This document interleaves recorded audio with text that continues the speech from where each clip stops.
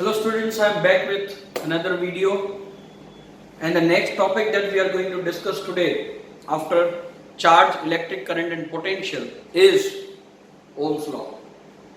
Ohm's law is very important law because it gives relation between electric potential and current.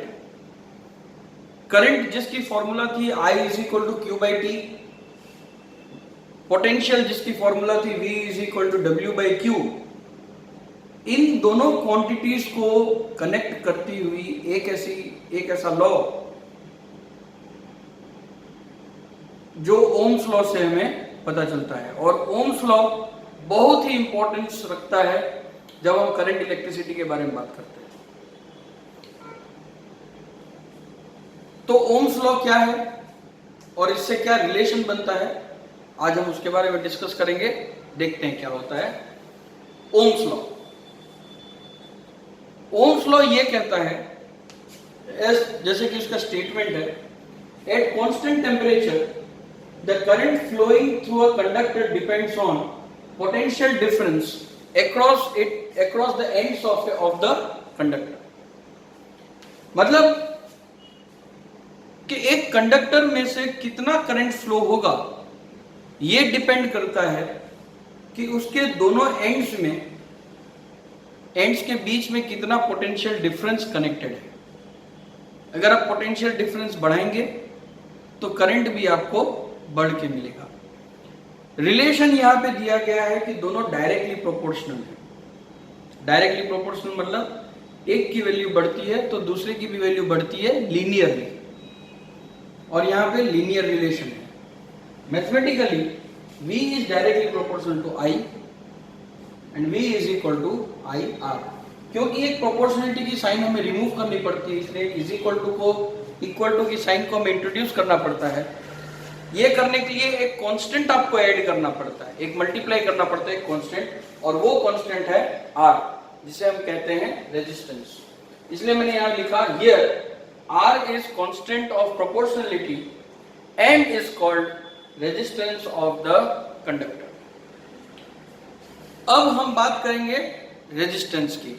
Simple resistance बहुत ही important topic है और बहुत ही ध्यान से हम इसको आप इसको पढ़िएगा। इसके बाद हम ये भी देखेंगे कि ये रेजिस्टेंस किन किन फैक्टर्स पे डिपेंड करता है।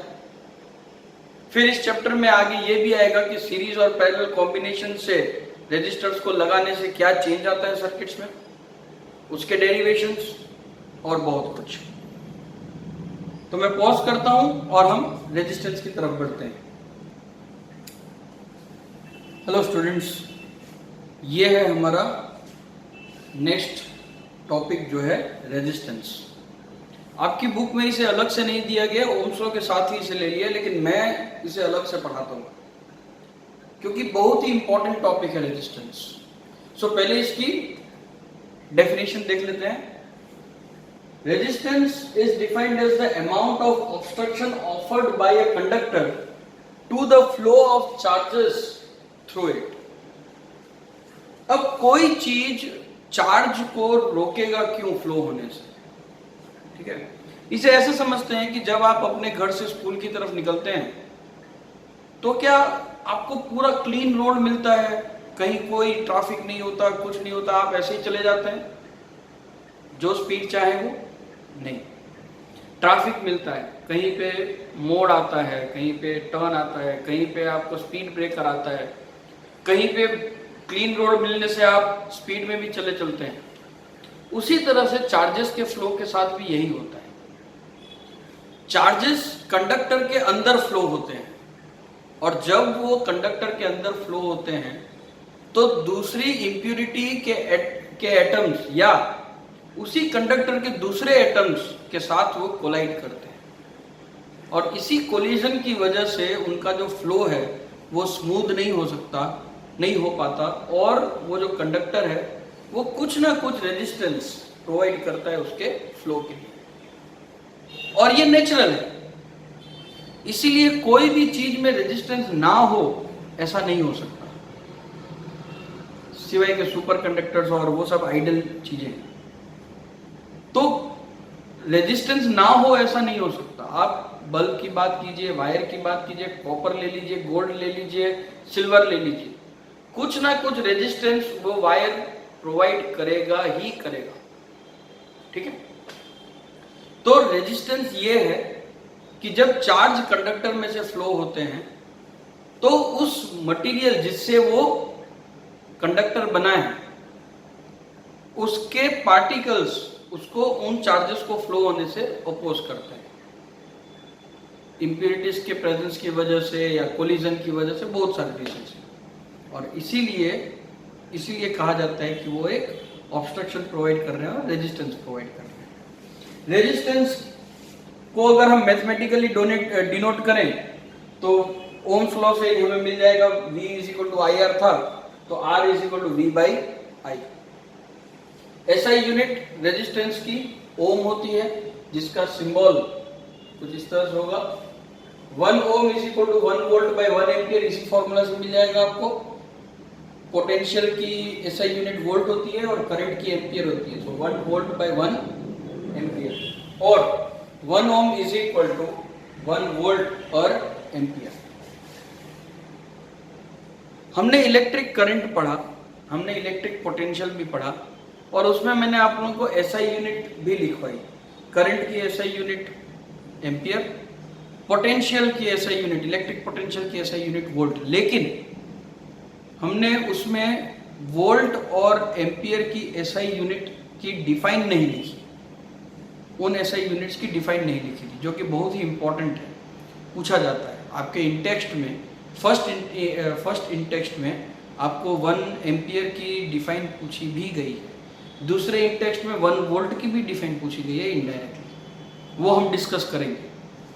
यहाँ पे मैंने 1 ओम, अब जो भी नए फिजिकल क्वांटिटीज आती जाएंगी, मैं उनकी SI यूनिट की डिफाइन भी आपको लिखवाते जाऊंगा। यहाँ पे हम 1 ओम की डिफाइन देख लेते हैं। The amount of resistance offered by the conductor to the flow of 1 ampere of current when its ends are supplied to a potential difference of 1 volt। यानी कि जब आप एक कंडक्टर को 1 वोल्ट पोटेंशियल डिफरेंस से कनेक्ट करते हैं और अगर उस कंडक्टर में से 1 एम्पियर का करंट फ्लो होता है, तो आप कह सकते हैं कि उस कंडक्टर का रेजिस्टेंस 1 ओम है। ये हो गया आपका ओम्स लॉ और रेजिस्टेंस। ओम्स लॉ में हमेशा आपको लीनियर ग्राफ मिलेगा। जो ऑब्जेक्ट्स इन लीनियर ग्राफ को फॉलो करते हैं या ओम्स लॉ को स्ट्रिक्टली फॉलो करते हैं, उन्हें ओमिक कंडक्टर्स कहा जाता है।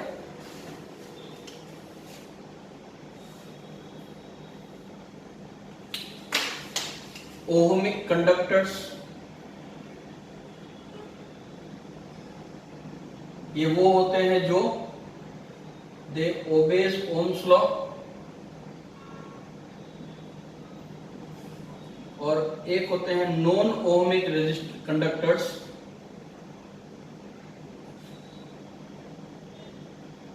Does not obey Ohm's law.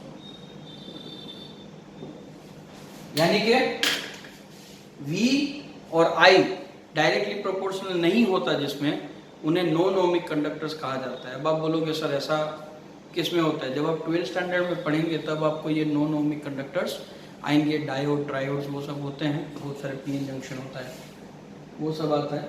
यहाँ पे आपके सिलेबस के लिए 10th स्टैंडर्ड में आपको सिर्फ ओमिक कंडक्टर्स याद रखने हैं, और ओमिक कंडक्टर्स में भी आपको सिर्फ स्ट्रेट मेटेलिक कंडक्टर्स के बारे में ही पढ़ाया जाएगा, इसलिए आपको बहुत ज़्यादा पैनिक होने की ज़रूरत नहीं है। सो ये है रेजिस्टेंस, ये है आज का वीडियो। अगर आपको ये वीडियो पसंद आया तो चैनल सब्सक्राइब कीजिए, अगर आपने नहीं किया तो अपने फ्रेंड्स के साथ शेयर कीजिए, और कमेंट में बताइए कैसा लगा वीडियो। Thank you.